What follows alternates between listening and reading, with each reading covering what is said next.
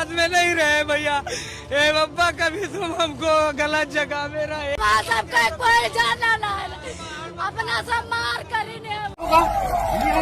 कभी भी हो सकता है। 1 2 3। उत्तर प्रदेश में हिंसा का जिम्मेदार कौन, पुलिस प्रशासन या राजनीतिक दल? नमस्कार, मेरा नाम है गुलाब और आप देख रहे हैं न्यूज पब्लिक बिहार। उत्तर प्रदेश के बहराइच से जो खबर सामने आया था वो सभी का दिल दहला दिया था। हर तरफ आग ही आग दिखाई दे रहे थे। किसी के हाथ में लाठी दिखाई दे रहा था तो किसी के हाथ में रड दिखाई दे रहा था और दंगाई इस कदर से वहां आग लगाने लगे थे कि जैसे कोई जंगल में आग लगाया जा रहा हो। और बेकाबू भीड़ हर किसी घर को निशाना बना रहा था, शोरूम को भी निशाना बनाया था और शोरूम में भी आग लगा दिए थे, ट्रैक्टर में भी आग लगा दिए थे, कई घर को अपने चपेट में ले लिए थे और कई घर में उत्पाद भी मचाए थे। क्योंकि उत्तर प्रदेश के बहराइच की बात किया जाए तो 12 अक्टूबर के शाम जैसे ही मूर्ति विसर्जन के लिए वहां से जुलूस गुजर रहा था, उसी जुलूस में एक युवक को खींचकर उनकी हत्या कर दी गई थी। और 12 अक्टूबर की देर शाम जुलूस दुर्गा पूजा विसर्जन को लेकर के उस रास्ते से गुजर रहा था। उसी रास्ते पर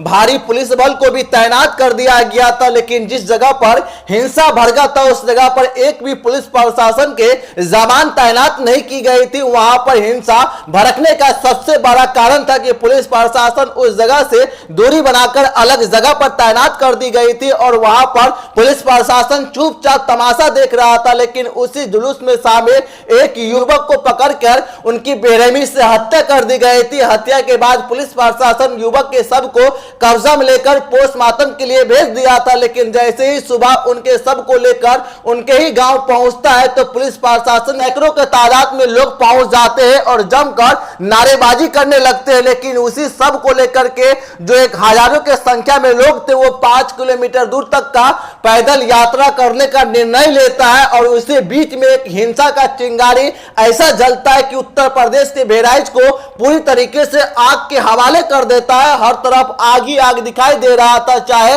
शोरूम हो या किसी का घर हो या फिर किसी का कार हो, सभी जगहों पर आग लगा दिए थे। देखिए किस तरीके से घर में आग लगाया गया था। पहले ट्रक को निशाना बनाया गया था, फिर 2 ट्रैक्टर लगाया गया था, उस ट्रैक्टर में भी आग लगा दी गई थी, कार को भी आग के हवाले कर दिया गया था। हीरो का शोरूम था उसे भी जलाकर खाक कर दिया गया था। रास्ते पे जो भी मिल रहा था उसे आग के हवाले कर दिया जा रहा था। हर तरफ उत्पाद मचाया गया था। जहां पर विवाद बढ़ने का डर सता रहा था उस जगह पर पुलिस प्रशासन को तैनात किया गया था। लेकिन पुलिस प्रशासन उस जगह से आखिर हटा क्यों था, इनको लेकर भी जांच किया जाए और तब जाकर के इस मामले का खुलासा हो पाएगा। लेकिन इस मामले को राजनीति से जोड़कर देखा जा रहा है और यह कहा जा रहा है कि उत्तर प्रदेश में 10 सीटों में उपचुनाव होना है। उससे पहले ही दंगा भड़क गया था और दंगा को उपचुनाव से जोड़कर देखा जा रहा है। क्योंकि तस्वीरों की बात किया जाए तो इस तस्वीर में भी आप देख सकते हैं किस तरीके से एक परिवार